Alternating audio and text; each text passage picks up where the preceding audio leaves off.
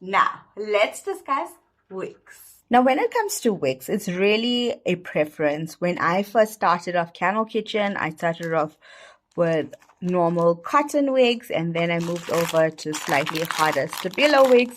Until 2 years later, we realized that we love the feel, look, and whole ambience of the wooden wig. Here's what I found as pros and cons to using each of the different types. With a plain cotton wig, these are best for your pillar candles because you can thread them through the pillar and there's no limit to how tall or short the candle can be. You can thread this through. The problem with this is that it's not very durable, a bit too flexible, and so when you're threading it into a candle, it may bend and your candle won't have a straight wick, and that's not really great for when you're burning your candle.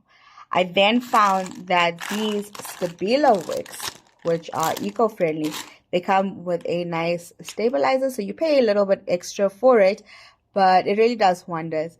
It's much more durable, so when you're threading it through a pillar candle, basically it's not that hard to maneuver through. The problem with this is that it's limited to a certain size. So unless your supplier has bigger sizes, then I think this is a 15 centimeter.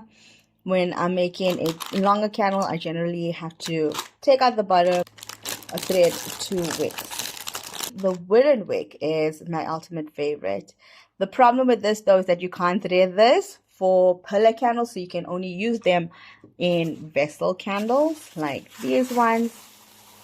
And what you need to know about a wooden wick is that it gives off a very high flame. So you need to cut it for your customer at least a centimeter above, and you need to warn them unless your warning label already informs them. You need to let them know that they need to trim their wick before every use. This is to control the flame and how high it burns, basically for a control flame.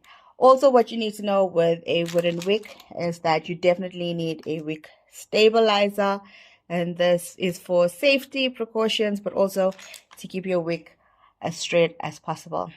Another thing, some people like this, some don't. I personally like it, is that wooden wicks give off a nice crackle, a very light crackle.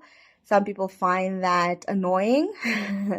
I had my best friend basically order a wooden wick candle because she thought she would enjoy the crackling. There was 3 wooden wicks in her candle, so it was a bit much.